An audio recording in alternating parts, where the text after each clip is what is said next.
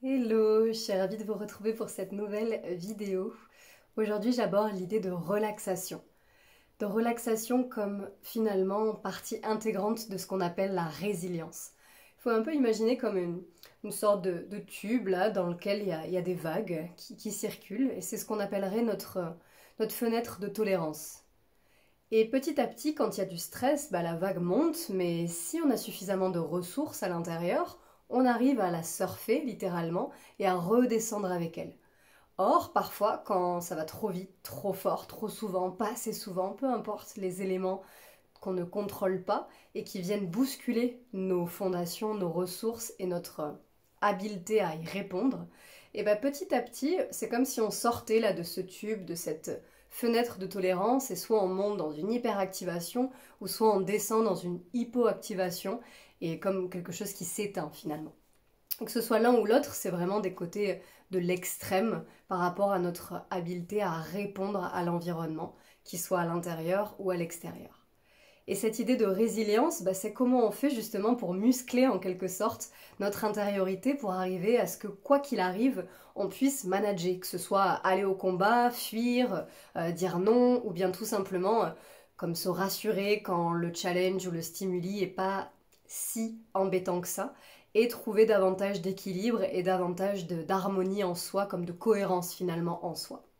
Et pour moi, la capacité de se relaxer, de détendre, c'est l'un des piliers pour moi de cette résilience, de ce renforcement au calme.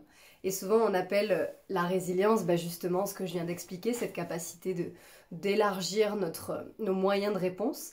Et en même temps, la résilience, c'est aussi notre capacité d'accueillir la douceur, d'accueillir le calme, le ralentissement.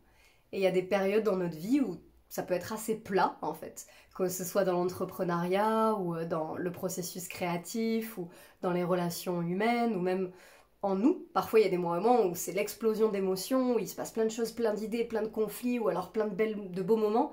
Puis tout d'un coup il y a quelque chose qui s'arrête un peu comme si le temps était en suspens. Et dans ces moments-là, peut-être l'invitation c'est de se relaxer, de profiter du calme, de profiter de ce nouveau rythme plus lent, plus tranquille, pour justement détendre, pour relaxer le corps. Et relaxer, ça s'apprend, d'accord? C'est pas quelque chose comme ça qu'on arrive à concevoir, à sentir ou à s'autoriser. Et là, c'est un point important pour moi puisque, petite expérience, pour toi, qu'est-ce qui se passe dans ton corps si tu imagines, que ce soit au travail, dans les études ou simplement à la maison, un jour pluvieux? C'est comment pour toi d'imaginer que aujourd'hui tu vas t'autoriser à faire une sieste pendant 20, 30 minutes, 1 heure, peu importe. S'autoriser à faire une sieste. Au boulot, ça peut être 5 minutes ou aller faire une pause, marcher si possible. Comment ça résonne pour toi?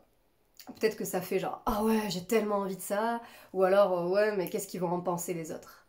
Et c'est un peu ce genre de pensée-là qui nous intéresse dans ce processus-là, d'observer en fait les croyances qui sont associées à je me relaxe. Qu'est-ce que vont penser les autres? Ou alors je suis un mauvais élément si je me relaxe. Il faut travailler dur, vite, tout le temps, fort. Tout ce qui se trame dans notre subconscient, dont on n'a pas conscience donc, qu'on ne voit pas à la surface finalement, c'est un peu ça qui induit des comportements. Et parfois, travailler toujours plus, vouloir atteindre toujours plus, avoir plus de choses, ça peut être une réponse de notre conscient, de notre manière de vivre, qui répond à cette pression derrière là de oh, si je me relaxe, je suis vraiment pas un bon enfant, un bon parent, un bon conjoint, conjointe ou collaborateur, collaboratrice. Donc il y a comme des besoins de faire partie, d'appartenir à, d'être bien vu, d'être entendu, tous les besoins de l'humanité. Et on trouve chacune des stratégies. Okay. Et si on grandit dans un environnement où se relaxer, c'est pas forcément la norme en fait, où c'est pas quelque chose qu'on apprend, on sait pas comment on fait en fait. Il y a tout âge, on peut l'apprendre, hein, ça c'est clair. Et pourtant, on arrive à un âge où on se dit, mais mince, ça veut dire quoi? À la fin d'un cours de yoga, par exemple, il y a souvent cette relaxation finale. Et ça peut être un moment hyper dérangeant, en fait. S'arrêter là, allongé dans une pièce avec des gens que je connais pas, mais c'est pas super confortable, en fait. Et c'est pas confortable parce que le corps, il a plein d'énergie, de stress qu'il n'a pas forcément intégré. Et aussi parce que comment on fait pour se relaxer? Qu'est-ce que ça veut dire, se relaxer? Donc l'invitation de cette vidéo, c'est déjà de prendre conscience de ce que tu as associé en grandissant à l'idée de relaxation. Dans mon cas, par exemple, se relaxer, c'est pas super bien vu parce qu'il faut que chaque action soit constructive. C'est quelque chose que je peux avoir observé dans les personnes qui m'ont élevé, mes parents en l'occurrence. On bosse, même si c'est pas dans un domaine qui nous fascine. On se tape les bouchons en rentrant, ou bien là, on rentre à la maison et là, on collapse, on s'écroule devant la télé parce que épuisé de cette vie pas à 100% épanouissante ou tout simplement de la charge mentale qui épuise et qui draine le système. Donc moi j'ai pas forcément vu de moment où ouais, je vais faire une activité qui me relaxe, je vais créer quelque chose, je vais aller faire une marche sans téléphone, sans ordi, sans appareil photo, juste marcher, respirer, prendre du bon oxygène, poser le cerveau. Non, c'était toujours je sors fumer une clope par exemple. C'est associé à quelque chose. Donc en grandissant, j'ai pas eu vraiment d'exemple d'autorisation et de bénéfices que la relaxation pouvait apporter. C'est que assez récemment, hein, concrètement, enfin depuis la découverte du yoga pour moi, et même au début, c'était soit je m'endors, soit je suis en hyperactivité. Donc je comprenais pas forcément cette nécessité d'autant aller à l'action, parce que c'est super important d'avoir des projets, de les réaliser, de se nourrir par la créativité, par la relation, de sortir un peu de sa zone de connu en quelque sorte, et d'oser aller parler à des nouvelles personnes par exemple. Et aussi, salut, ça c'est mon chat, si vous l'entendez. Et aussi, c'est super important de pouvoir autoriser des moments juste à câliner son chat par exemple, ou à prendre une pause, à regarder hors de l'écran si on travaille devant un écran, à faire des activités qui nous relaxent. Et ça ne veut pas forcément dire juste s'écrouler sur le canapé ou s'endormir, ça peut, hein. Mais ça peut aussi être des moments qui nous nourrissent. Et cette idée d'équilibre, il est super important cet équilibre. Pour notre système nerveux, mais aussi pour notre conscience du monde. Il y a des moments, des rythmicités en fait. Il y a des saisons. Il y a des moments où c'est super actif, il y a des moments où ça bouge dans tous les sens.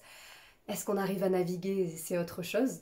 Et puis il y a des moments où c'est super plat, où ça paraît vide, et ça peut tout être tout aussi inconfortable. Donc pour moi, la résilience, elle est autant dans l'action que dans la capacité et l'acceptation de se relaxer. Et là aussi, c'est un mot important pour moi, accepter, accueillir, laisser être en fait. Trouver des petits moments de sécurité, des ressources pour poser, pour souffler, pour se câliner, pour voir des choses belles. Moi, c'est la nature qui me nourrit intensément, pour même peut-être même pas lire quelque chose, mais poser le cerveau. Poser le cerveau qui est attaché au corps, hein, on est d'accord. Donc on est le corps, le cerveau, se poser.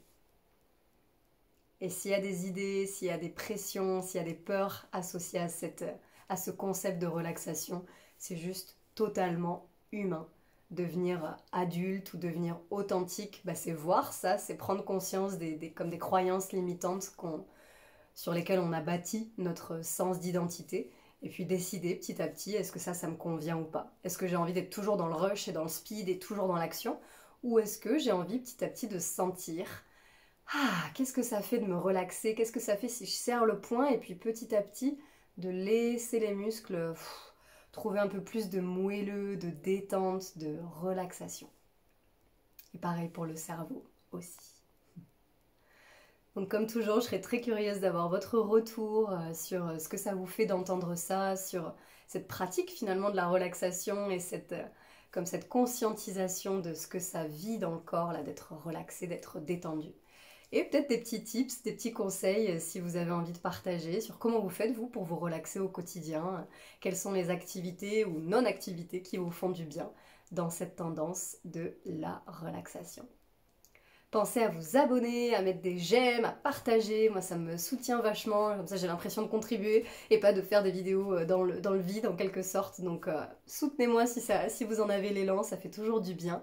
Et puis à très bientôt pour la prochaine, et je vous fais juste un petit coucou de mon chat, puisqu'elle est juste trop belle. À bientôt pour la prochaine vidéo.